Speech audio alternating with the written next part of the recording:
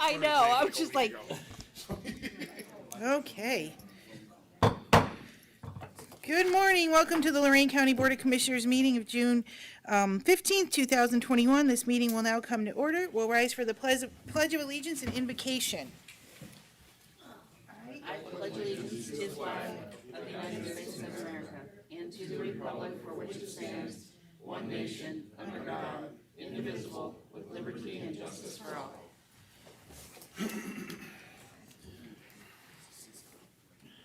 And our inspirational word for the day comes from Proverbs.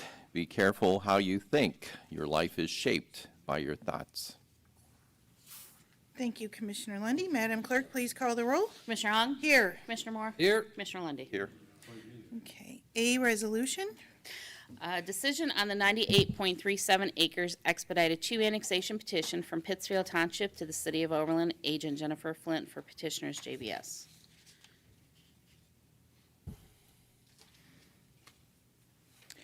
Should I go so move for discussion? Do we open it for discussion first? Okay. So motion. I'll second that. Motion was made by Moore, seconded by Hung to open for discussion. Madam Clerk, please call the roll. Commissioner Moore? Aye. Commissioner Hung? Yes. Commissioner Lundy. Aye. Commissioner Hung, if I could. Yes. We had talked. Thank you. We had talked when we originally received this position. Well, not originally.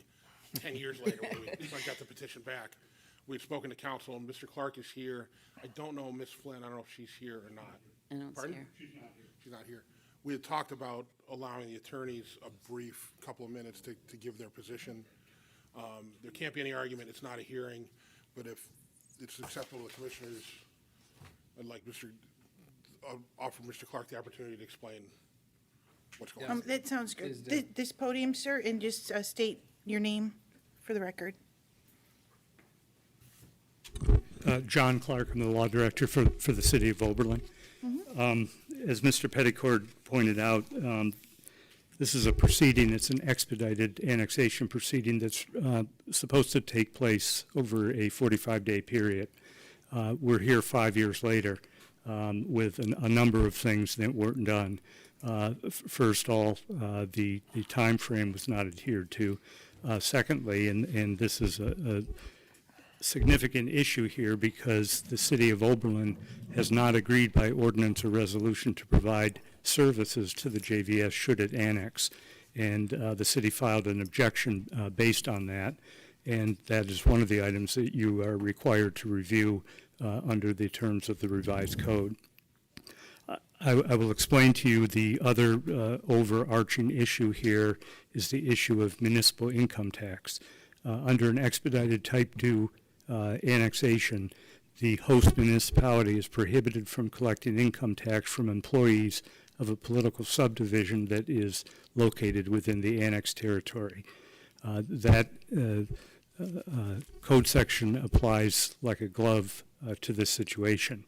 The other side of that equation is the fact that the municipality, or the JVS in this case, would be utilizing services provided by the city without the city's ability to offset the costs of those services through taxation of JVS employees. Those employees, by the way, are not every employee. It's only those employees that may reside in a township that don't otherwise pay municipal tax to their community.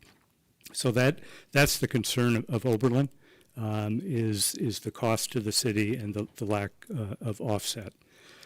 So I know Mr. Petticord has discussed with you what the options are here, but I would ask that you consider carefully whether the terms of the statute have been met, whether it makes sense generally or under the terms of the revised code to authorize an annexation to a municipality that has not agreed to provide services. It seems to me that would put the JVS in a very tenuous situation because unlike the case that was cited by JVS, the Duckrow case, the facts are pretty similar to those here. But in that case, the host municipality did not have an annexation agreement, which allowed the township to continue to provide services to the annexed territory. Because Oberlin does have a annexation agreement with Pittsfield Township, it will come into the city for all purposes. None of it will remain in the township, and the JVS will rely entirely upon the city of Oberlin for its services. And again, the city has not agreed to provide any. So I believe that that is a valid basis to reject this petition. Commissioner Hung, as I understand, you are a former council person. I'd ask you to consider, as a council person, what would your view be on a major employer coming into your city, utilizing city services, but not allowing income tax to be collected to offset those costs? Commissioner Hart, if I may.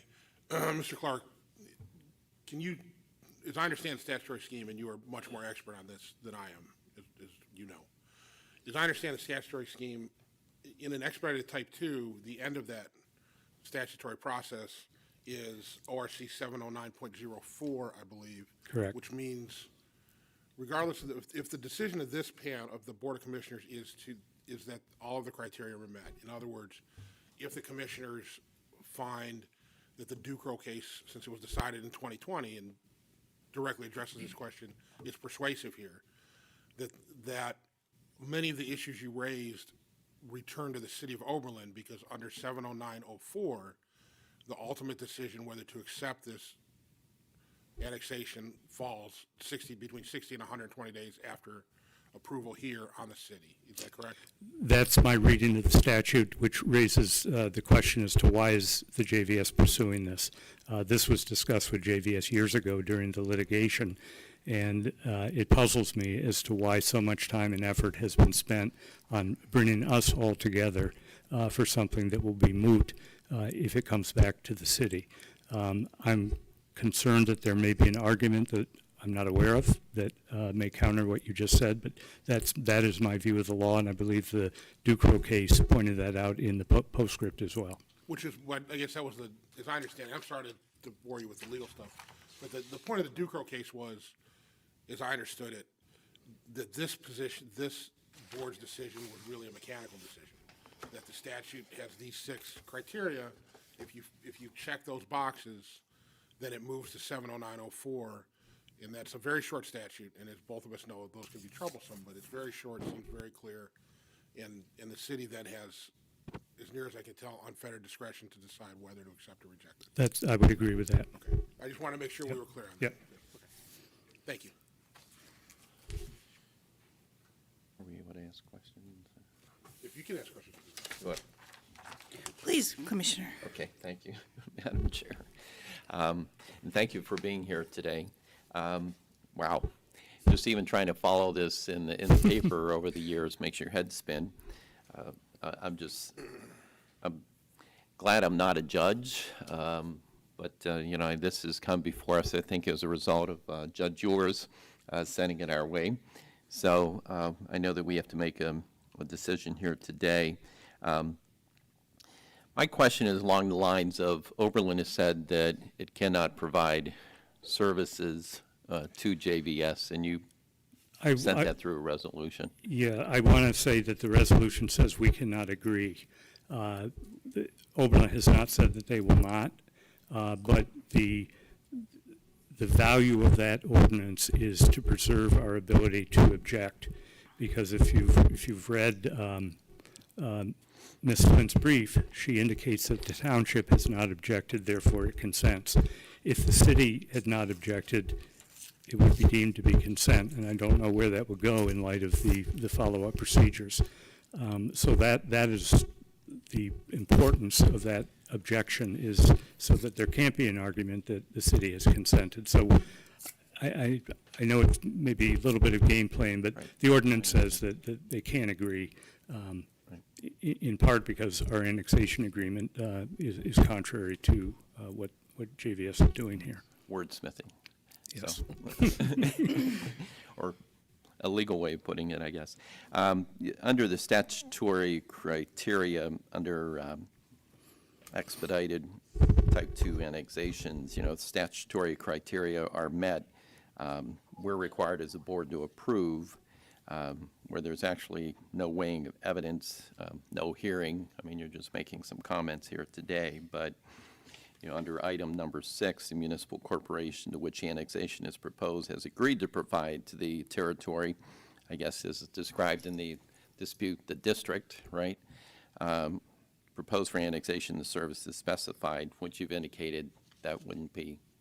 That's correct. And because of the expedited nature of the proceedings, there is no right to appeal.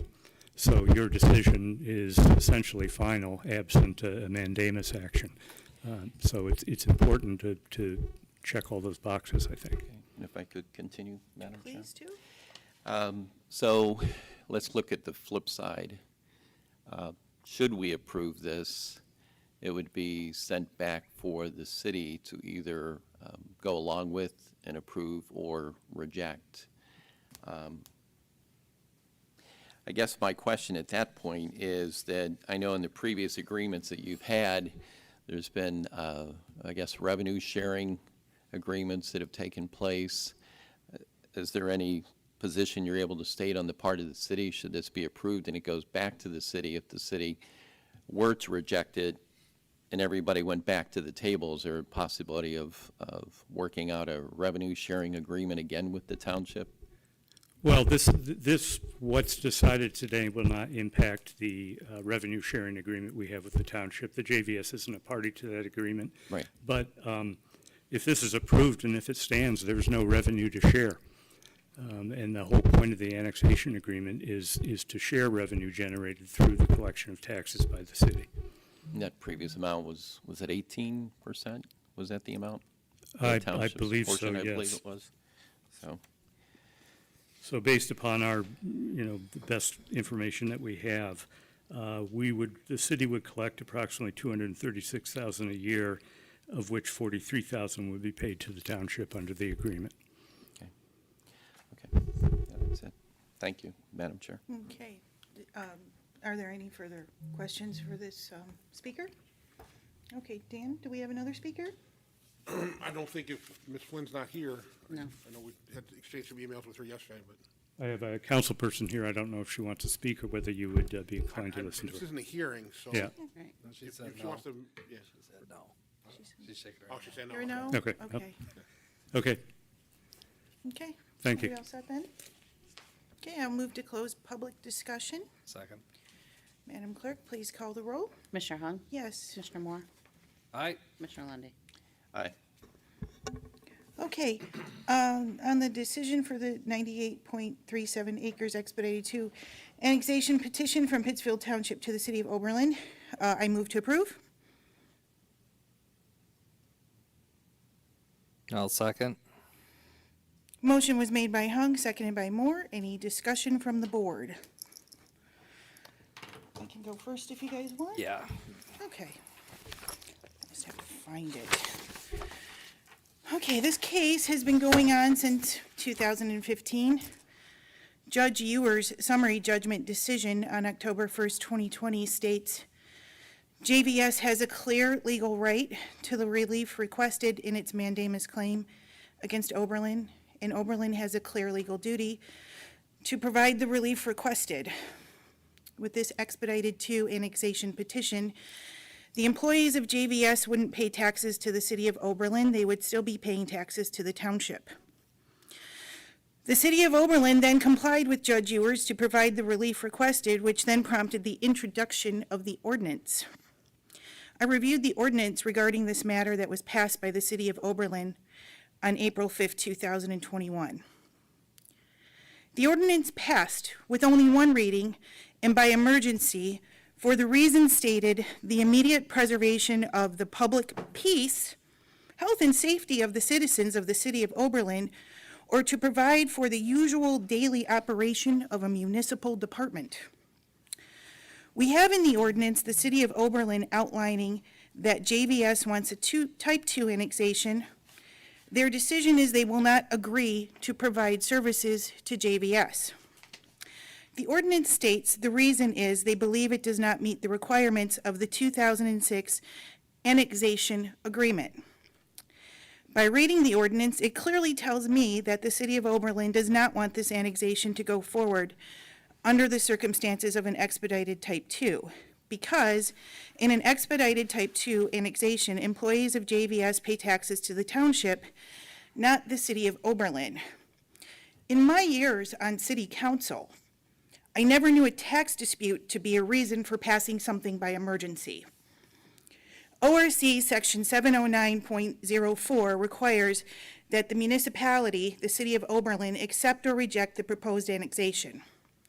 The city of Oberlin has absolute discretion on this and what they will do with it. Whatever motivates the city of Oberlin on this particular case, the commissioners do not have authority to speculate on. What I do know is JVS for 50 years has provided educational services in numerous employment sectors for students who choose post-secondary opportunities other than the traditional college path. Many have gone into healthcare, cosmetology, dental, nurses' aides, and many trades. 2 full generations of graduates have planted roots, purchased homes, raised families, been active in their communities, and paid taxes to their school districts and local governing bodies. In the 2006 annexation agreement between the City of Oberlin and the Board of Trustees of Pittsfield Township, Section 9, titled Disputes, letter A reads, quote, "In the event that a dispute arises as to any of the terms or applicability of this agreement, the parties agree to use their best efforts to resolve the dispute through a mutually acceptable mediator at the earliest possible date and with the least amount of expense and inconvenience to the parties." Section 9, letter C reads, "If a dispute cannot be acceptably resolved through mediation or a party refuses to participate in the mediation, this agreement does not limit or preclude the parties from initiating appropriate legal action at a law or in equity to seek redress." As I looked back in the notes and I reviewed what has happened with this case since 2015, nowhere do I see an attempt by the City of Oberlin for a dispute resolution in this matter. What I would suggest that instead of the City of Oberlin just flatly rejecting this expedited 2 annexation, I would like to see them enter into a mediation with JVS and make the attempt to resolve this matter. This issue for the benefit of the students and the residents. I think the City of Oberlin has an opportunity here to showcase their city nurturing the relationship with JVS, and both parties can then demonstrate that they are collaborating towards a common goal. Commissioners? Go ahead, Nick. No? Commissioner Lundy, would you rather? No, Go ahead. Go ahead, Dave. Yeah, go I'll ahead. wait. Go ahead. Okay. Want me to do eeny, meeny, miny, No, moe I'm gonna, yeah. in like Latin? Technically, I should decide, but I'm letting them fight it out. No, I cannot believe this is the time and energy that has wasted on our prosecutor's office over an issue like this. It's just a waste of taxpayer funds. I should say not funds, I should say assets with our prosecutor's office. To simplify it, I have a feeling, I like what Commissioner Hung had just said. I hope mediation's the way to go. I see, and you can't really base a vote on what you see, but it looks like this thing is just, they want expedited 2, Oberlin wants expedited 1, no one's going to agree, and I cannot believe we're having an annexation hearing where the city doesn't want the town, that land, and then when the next one comes up, the people that really want to get annexed that don't want it, it's going to be, we're in this loop, and to simplify it, it's like, I think it's all about who's collecting payroll tax. At the end of the day, it's always about money. So I don't like what I see. I don't like seeing assets being wasted on something that maybe could be discussed in a mediation hearing. I have a feeling this is going to come right back to us here in a bit. When, I don't know. But I have a feeling we're going to see it again and again. And I think at the end of the day, it's all about who gets what out of somebody's payroll tax. Is that it? Or do you think that's kind of where it's at? That's how I see it. I mean, like you said. Well, we're just I gonna mean, take turns. that's kind of, Yeah. I'm trying to simplify the issue because a lot of people honestly don't understand really what we're looking at here today. And I think I'm just trying to simplify it. What do you think, Commissioner? I mean, I know Lundy. Commissioner Lundy? Commissioner, My turn? go ahead. Go ahead. Pass the grenade, right? So I think this is clearly an example of why people lose faith in government and governmental bodies because of disputes like this. It's always complicated, but, you know, in the corporate world, it's all about money, too. And everybody has their legal rights, and there's, you know, due process. And if you want to take a certain position, you certainly have every right to lawyer up. And I'm sure JVS has some nice legal bills as a result of this litigation. Obviously, Oberlin's able to use some inside counsel.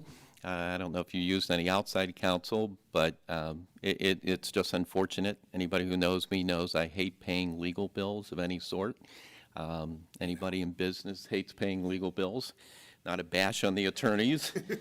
Sometimes I think you guys make arguments just to ring up the bill, but that's my opinion. And this certainly has paid handsomely, I'm sure, for some people involved. You know, it's unfortunate because at the end of the day, I'd like to see everybody get back to the table, see if they can work something out here. I'm really big about revenue sharing when it comes to any kind of annexation issues. Want to make sure that, you know, the townships are able to be a part of that process too. And according to the earlier agreement, that was the case with the township getting 18%. But as I sit here today, and I've had these discussions with Jerry Innes prior and now with Dan Petticourt, is that as a commissioner, I hate when your hands are tied. And I have to go back to what the law tells me, you know, I can and can't do. Even though I've always said, regardless of how I vote, I'm wondering if Columbus is ever going to send somebody up to arrest me because they didn't quite vote the way that Columbus is telling me I'm supposed to vote.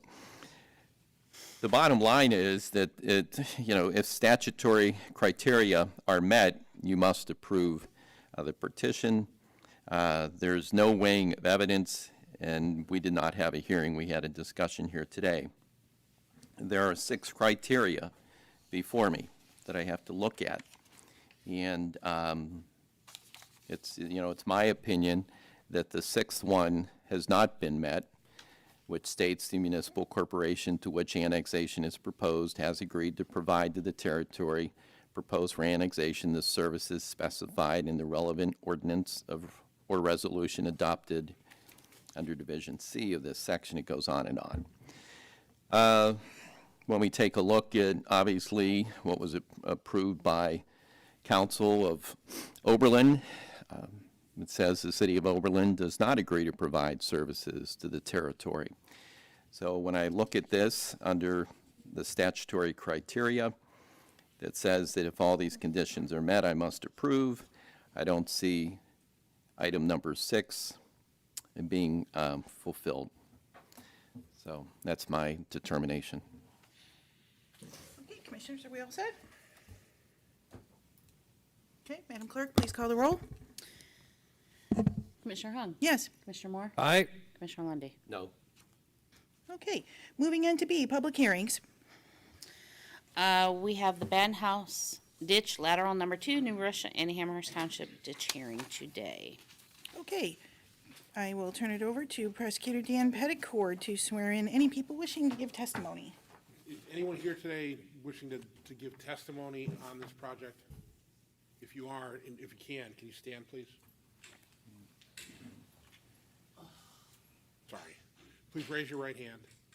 Do you solemnly swear that the testimony you're about to give is the truth, the whole truth, and nothing but the truth? I do. Okay, thank you very much. Commissioner. Are there any comments from the engineer's office? Yes, there are. Thank you. I'm Peter Zwick from the County Engineer's Office. Thank you very much, President Hung.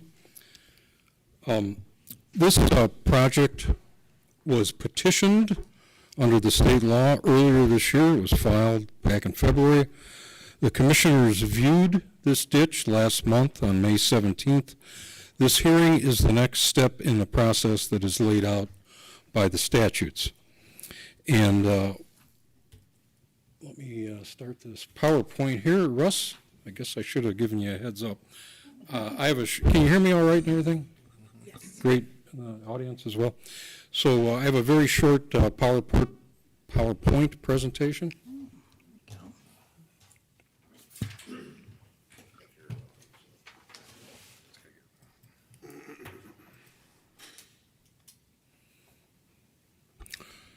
Okay, Bandhouse ditch lateral number 2. The reason it's called a lateral ditch is because it's not the main ditch. There's a different ditch that is the main Bandhouse ditch.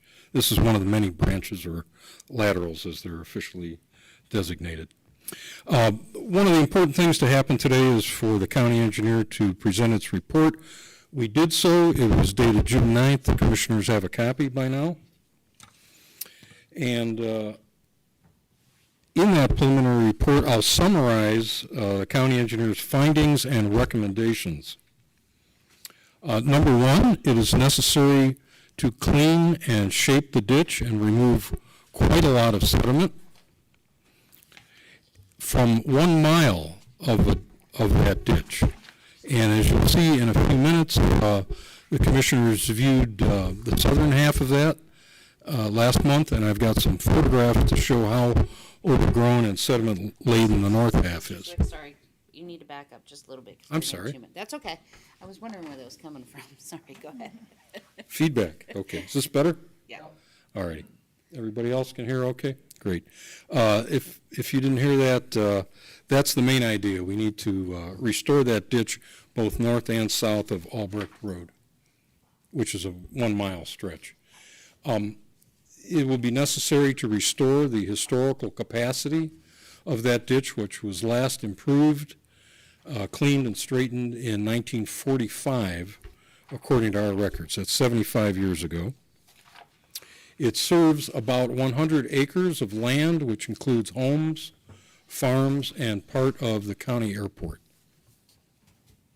And along the route, there are some inadequate culverts that need to be replaced and upgraded. And as if this project proceeds, a very important part of the project is permanent maintenance by the county engineer's office. Here's a map showing the 100 acres. It's taken before the vegetation is out. North is to the right on this map. Therefore, the Lorraine County Airport is at the left, and it doesn't look like an airport with the runway because that part of it is actually farmed. It's leased for agricultural purposes. In the middle of the map, there are homes along Albrecht Road, which runs up and down on the map, and farms, large farms to the right, which once again is to the north. The area outlined in blue is the area that is drained and benefited by the ditch lateral, and of course, that's in pink, and the name of it is Bandhouse Lateral number 2, as you've heard before. That ditch runs up and to the right on the drawing to that dark strip of soil in the corner, which is the main Bandhouse ditch. About 100 acres of land benefited. And 25% of that land is owned by the airport, owned by the county actually. About 20% of the land is residential, the part in the middle, and the lion's share is the 55% of the land which is farmed on the right-hand side. The petition was originated with this flood complaint. The commissioners saw this outbuilding or shed at the Hennis property last month. This picture was taken on a rainy day, obviously. And the commissioners also viewed this land to the west at that time. Last month it did not have this standing water on it, but actually there's quite a bit of standing water in the rear yards of the properties to the west. The second picture shows the land looking toward the airport, shows behind the Hennis property a sump pump, some sort of pumping apparatus, standing water obviously, and if you look very closely you can see the airport fence in the distance. I've got a short video here which will get us to Albrecht Road. This brief video shows that the ditch runs from the airport toward Albrecht. Lateral number 2 comes from That's the me airport narrating. and runs along the side of Albrecht Road. Okay, bear with me. Here's another brief video that shows Albrecht This is Road. Albrecht Road. Culvert runs underneath the road. Runs into the farm. Okay, so that's about as far as the commissioners walked last month. Let me show you some more as it runs further north through the fields. And that's the next half mile of the ditch. It runs amongst fields, and you'll see plenty of woods coming up here. This particular slide shows a shallow farm culvert at the red arrow. That's on the first farm. Cirrus Corporation is the owner of that farm. Here's another view of that. Looks like, to me, a homemade repair on that same culvert I showed you in a moment. Do you mind if I ask you a question at this Yes, point? please. Who would be responsible for these culverts here? So you can ask your legal expert, but my layman's understanding is today that all the land outside of Albrecht Road is private property. So everything you've seen, with the exception of the road itself and the right-of-way, 50 feet wide, is entirely on private property. Okay, just wanted to make sure, because my family usually, farmers have to take care of that themselves, so, okay, thanks, didn't mean to. Sure, sure.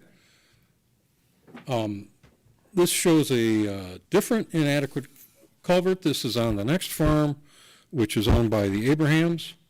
That particular culvert, if you look closely, is actually broken concrete. A lot of times the culverts are undersized or just at the wrong elevation. They need to be replaced, and that's part of our recommendation, to replace these culverts. That's the broken concrete there. All right. Among the fields, there's standing water at times as well. You can see this on each of the fields. And as you travel further north or northwest into the woods, there is quite a lot of situation like this, where you see the ditch in the middle. It can't flow very well because of all the vegetation, the logs, the branches. There's plenty of sediment at the bottom as well. And as you move along that long distance, significant distance of almost a half a mile, there's plenty of overgrowth. I walked this myself, saved you the trouble of having to crawl through the pricker bushes in the mud there. And when you get to the very end, which was at the northwest end, when you meet the main channel, this is what it looks like, and here's my last short video. Bandhouse main ditch, blocked to the north, overgrown to the south. Lateral number 2 to the southeast. So that shows you that there's plenty of obstructions, vegetation, log jams. You can't see the sediment, but there's up to 2 feet of sediment in places. And I will say that the county stormwater district is now soliciting bids for removing some of that, those obstructions in the main channel. That's a separate project that's not quite underway yet, not part of the project at hand here. All right, and I'll get to the main event here. The main event is the engineer's preliminary cost estimate. It is $321,000, $321,790. This is the county engineer's opinion of the improvement cost. That cost would be assessed to the benefiting properties in the 100 acres. The written report, dated June 9th, contains a detailed breakdown of this estimate. And importantly, the county's engineer's opinion is that the benefits of the project will exceed this cost.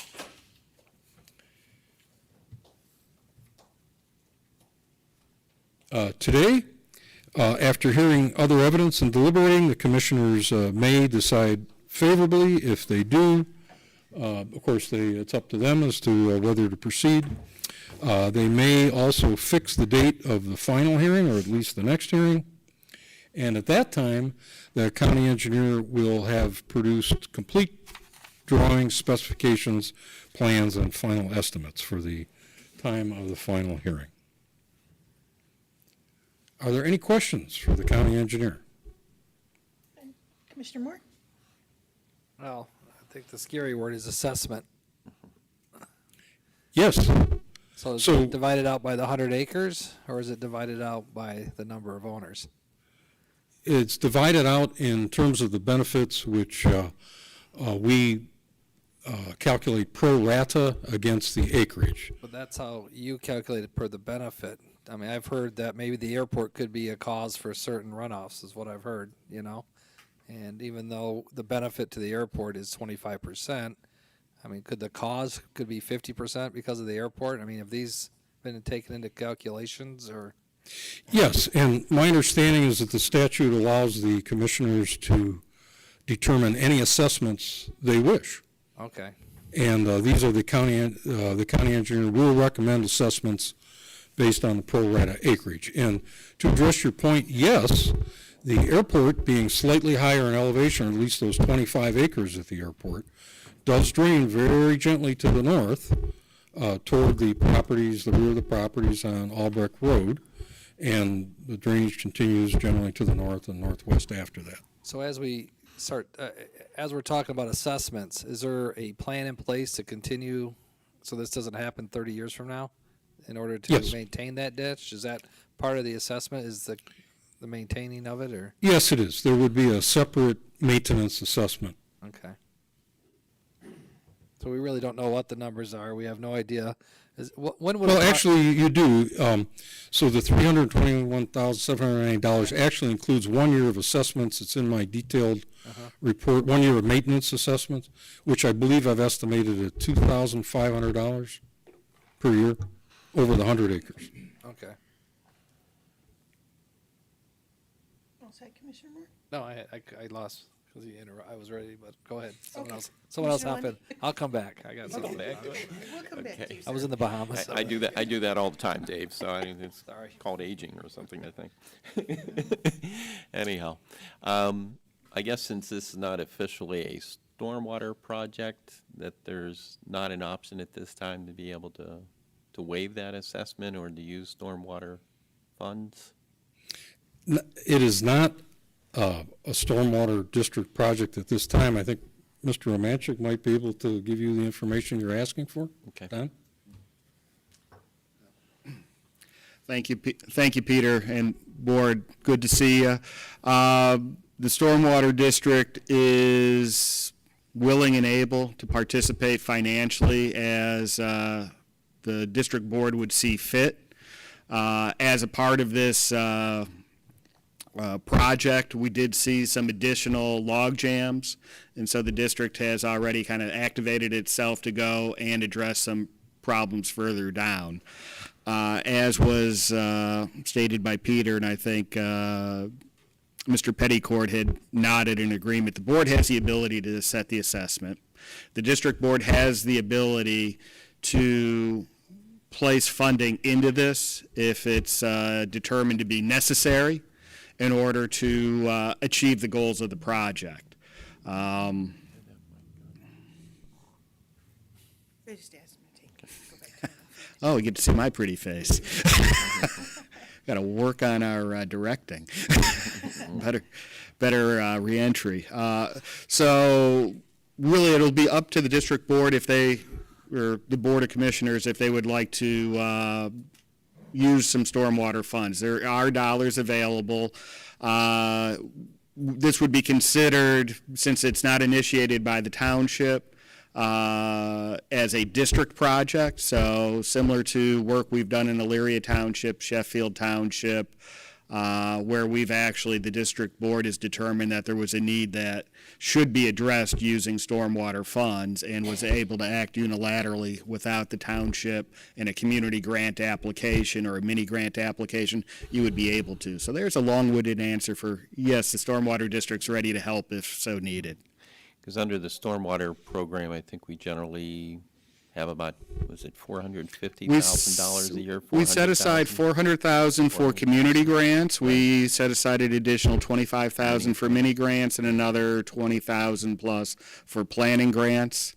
and then 30-some thousand. So we're almost at 500,000 in services typically directed by the townships that we work with. But then we also set aside on an annual basis about 300,000 to be able to, the district to do projects it so chooses of itself.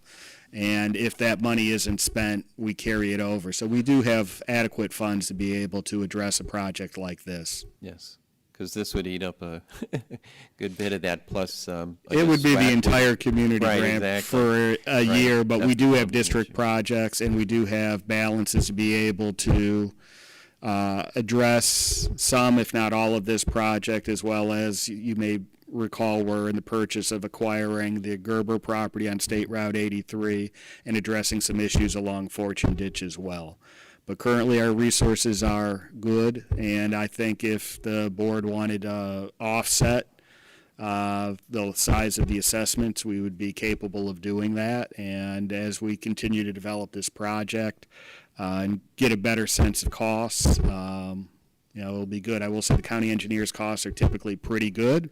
They're accurate, and we've not had projects come in typically over budget, at least off the bid, and any changes have come from things that have been completely unforeseen, such as major storm creating an erosion problem mid-project, or a drought creating some issues and getting vegetation established. We have not figured out how to control the weather yet. I could just follow up, just, so this almost looks like a project you have to just basically do the whole project. You don't do it in phases to try to phase in like stormwater dollars and try to handle it that way. I'm trying to get to the point where we can just waive the overall assessment as we normally would do under stormwater. That would always be something that the district board could do. Well, I mean, how do I say this? Well, the one question was, when would this project start if we, after our final hearing? Is this something that, a couple months? Would it be done this year, the ditch? Yeah, I can defer to Peter, but I will say after the board makes its decision, one of the things they do is they direct the engineer to go out to bid. Yeah.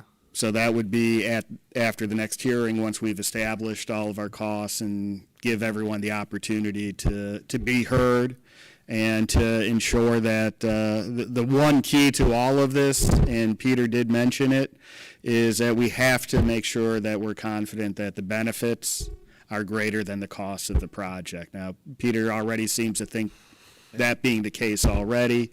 I don't disagree. We've got property damage. We've got a culvert that's already over full at the roadway. So we've got a lot of assets at risk, and we also know these projects or these events do not get better over time if we ignore them. It will just get worse, and the costs and the losses will multiply over time. Can I just, there are some blocks timing wise here, right? I mean, the engineer, when we're talking about a period of months to do the next phase of this assessment, and then there's going to be some bidding requirements and some timelines for bidding. I think it's likely that before at the earliest, before we're ready to give it to have bids done and everything, we're going to be in the heart of winter, I would think, by that point. So I doubt seriously that it'll be done this year. Is that, Peter, there's time, you need time for your assessment? Yes, I do. I've asked for, The statutory time for putting bids together and the pre-bid meetings and all those things that the law requires in these kind of situations. Yeah. yes. That was quick. Peter came up. Okay. That's more normal. The lawyer talks a lot, and he introduces, That was great, Pete. Yeah, I appreciate it. Okay, here's the next question for you, Don. Our countywide, there's obviously some other ditches that might have some issues. Is there like do you have a list of the whole county? Since there seems to be an influx of cash coming to our county right now. And I feel as commissioners, we're responsible for, stormwater management, our roadways, and these issues. And I'd hate to see an opportunity financially that we are receiving this year and next year that maybe we can help offset a lot of these expenses. Yeah, we actually have several ditches that we're working on now. I had mentioned Fortune already, where we're doing some work. There's additional work on Bannister. We're also reviewing a lot of ditches that have been done historically, and for one reason or another, they start and they stop, and we believe we can make improvements by extending the projects. I've got a couple of New Russia Township that I'm looking at right now. I hope to be actually out in the field with the engineers to take a look at improving our access, which will drive down the cost of our maintenance as well as extend it. So there's probably, off the top of my head, I could name 5 ditches right now. I take that back, 6 ditches right now where we could go. Some of them are half designed already. One in LaGrange is, if there were money available. It's similar to this project, longer, but it's got areas of sediment. It's got some poor crossings or culverts, and then there are other areas, and it just needs to be dipped, and a lot of log jams need to be removed. But the key thing is getting it onto a maintenance where we would be able then to continue to attack log jams and things like that to keep the water moving. But see, I see an opportunity here for us to maybe revisit the whole county Yep.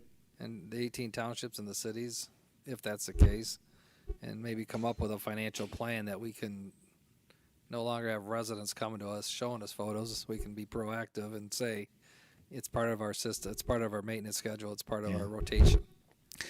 Well, That's what I'd like to see. You know, I think we all would. The only problem is to put it on a maintenance schedule is we have to go through this process and ditch petition process on each of these ditches as we go forward.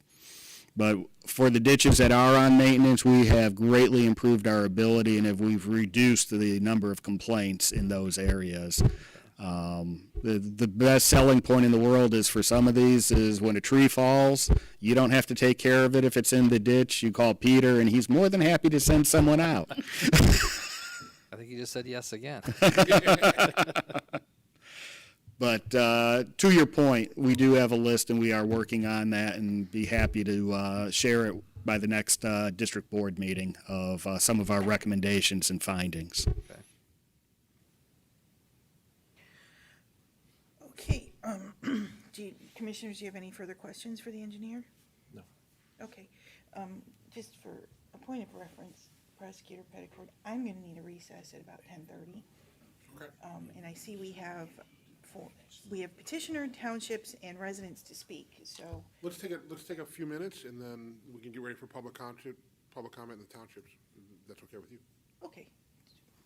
Sounds good. We'll recess for 5 minutes for, just to recess, because we want to. Okay. Bathroom break.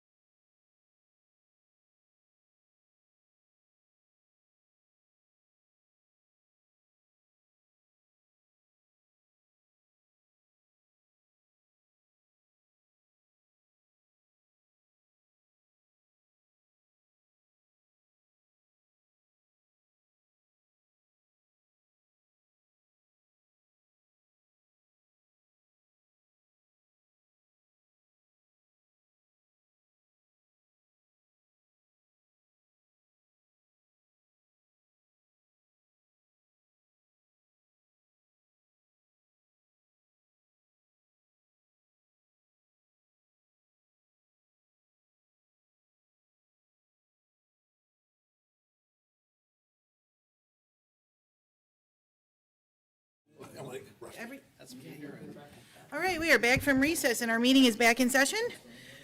Okay, moving on, do we have any comments from the petitioner? Do I need to? Yes, to the microphone and just make sure you state your name. For the Okay, I'm record. Valerie Hayes Rafferty. I'm to the property of the west of 4405. Ma'am, are you, not the you're not petitioner. the petitioner, I don't think. You're, I am not. right. Right. Well, if you wanted to sit there, we're gonna take public comment in a minute. Oh. But I think right now we need to know if The the petitioner. petitioner is here. You can sit right there. She's right there. You They're can right sit there in the front row, ma'am. Don won't bite, I promise. Yeah. I'm the worst at any public speaking. Oh, you gotta come to the microphone and state your name for the record. I'm Mary Hennis. Okay? As the petitioner, do you have any comments you'd like to share with the board at this time? Address. Oh, and your address. Probably too. the first one I thought of is Mary, can we get your address? I apologize, that was my fault. 44405 Albrecht. That's it. Sure, go ahead. No, you're fine. Is the differential that they had with the drainage from the airport at 25%. I don't think that's correct. The one ditch that is on the Amato property with the easement runs clear to the front of the airport. I believe, without having it in front of me, that the plot that's directly behind my house is 48 acres. I'm not sure what size of the one behind Valerie's is. Plus, there is a wetland there. When they put the fence through the wetland, it dropped our side, I'll say, of the fence down, which is what is mostly flooding out from that side. There is a pipe and a swell to the left of that wetland that starts on the airport side and drains out behind our house. So it drains the swell directly into the back of our properties. We started having this problem in 2017. We bought it in 15. This property has never flooded before. I know the previous homeowner. Our biggest concern is getting the area cleaned up and also the removal of the bacteria that's in this water that's still standing back there. They said we have sick animals. I've now fenced off that you saw, that green fence, so my dogs can't get back there. The bacteria is a lot of the problem. Mosquitoes are, I don't have to mention any more of that. But it's like, it really needs fixed. I mean, I've tried for 5 years to rectify this situation with everybody, and I just got passed around. So here we are. So, anything you want to know? It's up to you. I believe it's up to you at this point to share any other concerns you have. Yeah, this is our main concern, and the erosion on our ground past that green fence is a giant sponge. It's all that flooded water back there backflows my drainage tiles because I can't drain. And then it's just like walking on a sponge. Our trees are dying. It's sad to watch when your property is just getting overflowed and destroyed. And you knew the previous owners? Yes. I have talked to Dina, so I verified there was no flooding on it properly. Unfortunately, Mike has died, so. But I have spoke to Dina.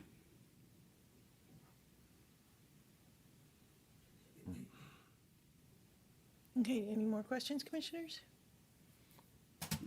Okay. Sneak back to my chair. Yep, All right, thank you. You did fine. Okay, well, wait, the next one is the township official.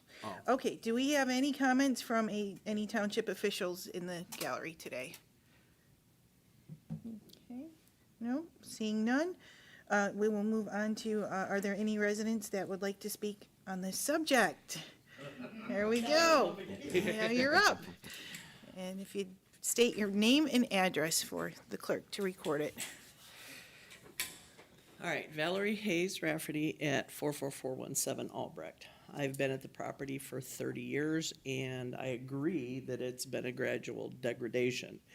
Two incidences that contributed greatly was the catch basin. It used to be a catch basin, ended up turning into a wetland on airport property. expanded, and then when the airport fence was erected, was eliminated. There used to be lots of wildlife back there because of the wetland. And when the farmer who farms those properties put in those drain tiles that she was referring to, the elevation was lifted. So the catch basin that was there originally now dumps onto our properties. Our property is continuously wet, and this, because of the sediment, our property has now gotten even lower.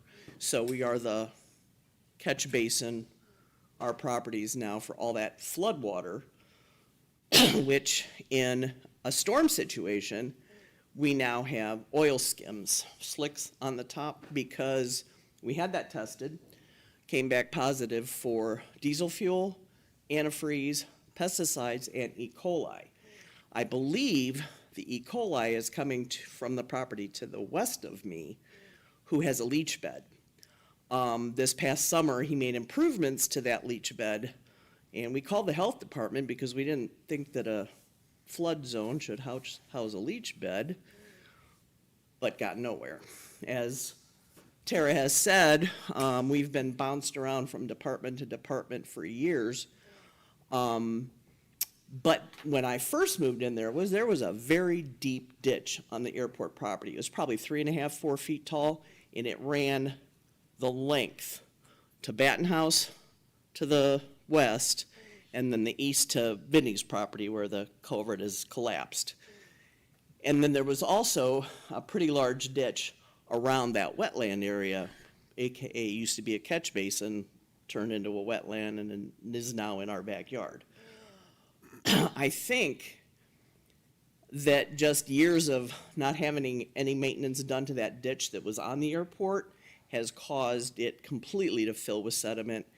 And that catch basin that isn't, all that water, because we're low, and even lower now, is dumping right into us. So I don't think the ditches that, I couldn't see them up close and personal from what the engineer, but it's not gonna eliminate the problems in our backyards. It's not gonna do it unless there's another ditch that runs the length on the airport side by that fence. I've had 2 dogs die of very unusual cancer. And I'm concerned that, and I have one right now that's got a bacterial skin infection from all the standing water in our backyard. We've probably lost about 1/3 of our property. All our trees are dead.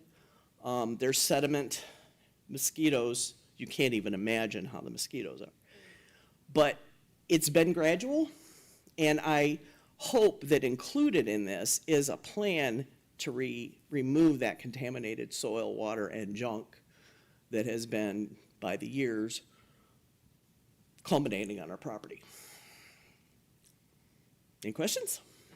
She has all the aerial photographs to show that gradual decrease of wetlands. And the farmer, when he put in the drain tiles, and the airport fence being erected, all those ditches getting filled in that used to provide drainage and now don't. So do you think the farmer filled in Partially. the When the catch airport, basin? when the airport fence went up, our drainage went away. So I think they're related. It completely went away. We used to get stormwater in the spring, but then by June, it was gone. We don't lose it anymore. It's always back there, constantly. It is a mosquito haven. And I'm sure, being from the county, you're familiar with spring peepers. We get them out for about a week and then they're all dead from the contamination.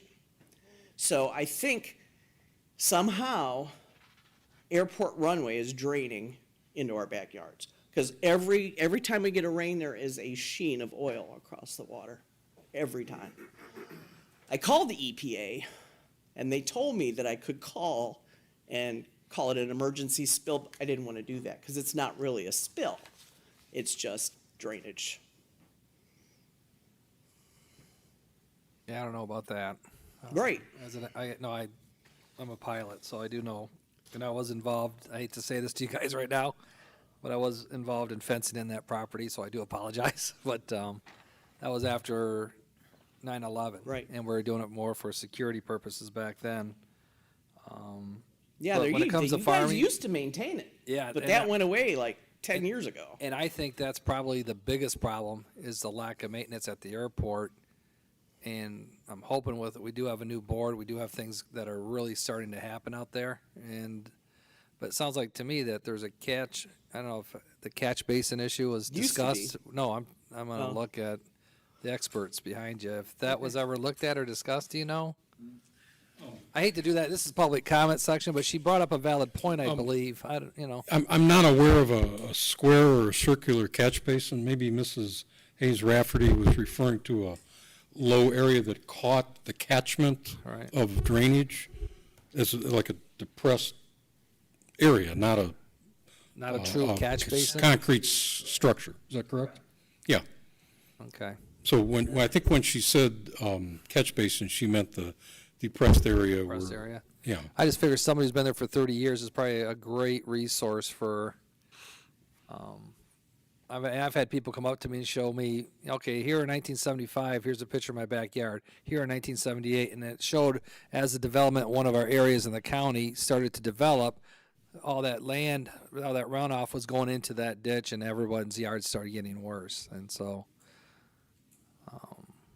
I appreciate you coming in and sharing that. Thanks for sharing that. Are there It's- any yeah, I think other so, yeah. residents that would like to speak? Do we have any other residents that would like to speak?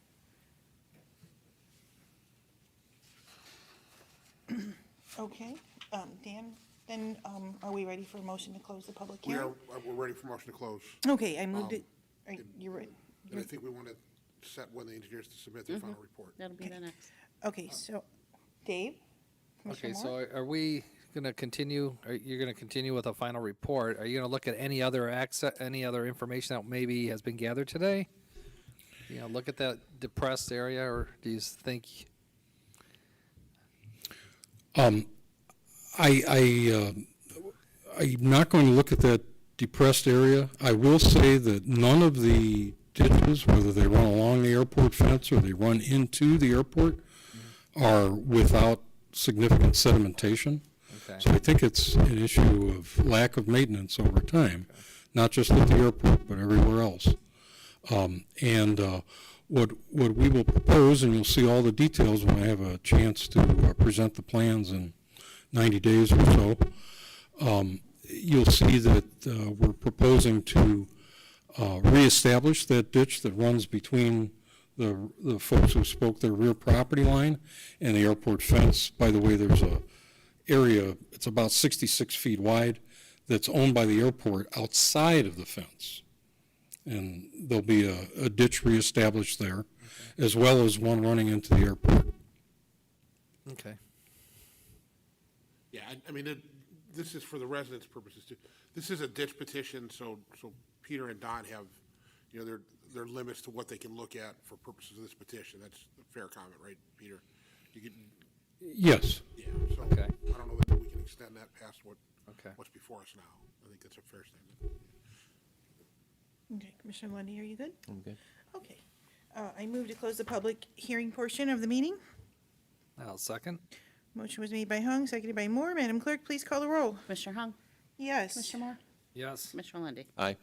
Okay, at this time, I move to fix the time of the final hearing on engineers' reports, on estimated assessments, on the proceedings for improvement, and on claims for compensation and damages. Can I get a second? So moved. Second. No, go ahead. Okay, motion was Second. made by Hung, seconded by Lundy. Madam Clerk, can you give us any further information on moving to fix the time of the final hearing? So basically, the engineer will submit his final report on September 15th. We'll just accept his final report.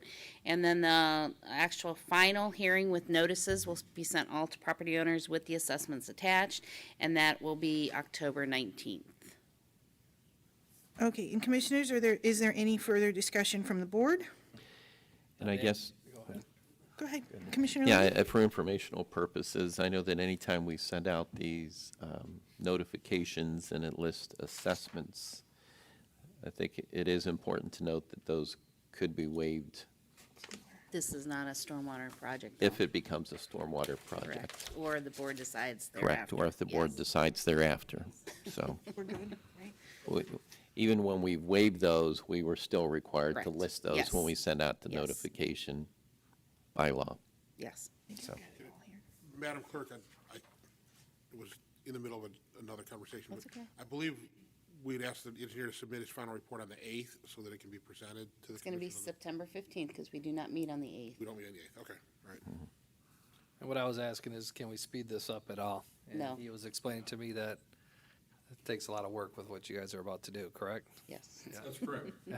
There's a fair amount of math, and that's about as far as I got into it. not a math. So next week's out of the question. Oh, Lord. Yes, because I don't have the numbers to notify all them. No, but that's why I was asking, because you know what, they're the ones suffering, and they're the ones that are dealing with it. So I have a feeling this is something that will correct the situation next spring, is when you'll probably end up starting. So it could be something they have to live with for another year. Does that sounds like a pretty good? Can we get mosquito control out there at least? I think it's, They've mutated, I swear. You can see them coming. have you talked to the Department of Health about that? Yeah, oh yeah, I can base on her facial expression. I think she's No. done it a few times. Okay. The problem is, you call somebody, they don't get back to you.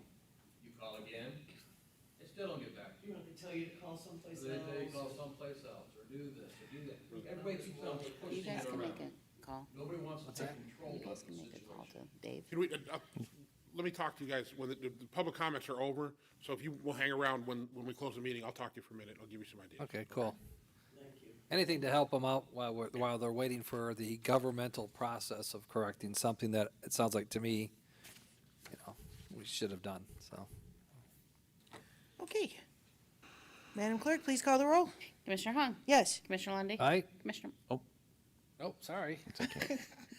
Creature of Did I habit. get I to know. vote? Did I get to vote for Dave? Aye. Commissioner Moore. Aye. I almost did. But I know these guys. I don't want them to throw stones at me. They might throw you in the ditch. Usually we're Commissioner so Moore. in routine and We are. I think we had a 4-0 vote there. I think Dave voted twice. Oh, I'm not gonna go there. Okay, moving on.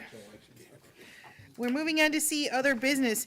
Madam Clerk, do you have any other business I to report do this not morning? today. Okay, and D Clerk's report. Madam Clerk, do you have a report? We're going to meet tomorrow night at 6 p.m. Okay, and is there any further business from this board? Seeing none, this meeting is adjourned.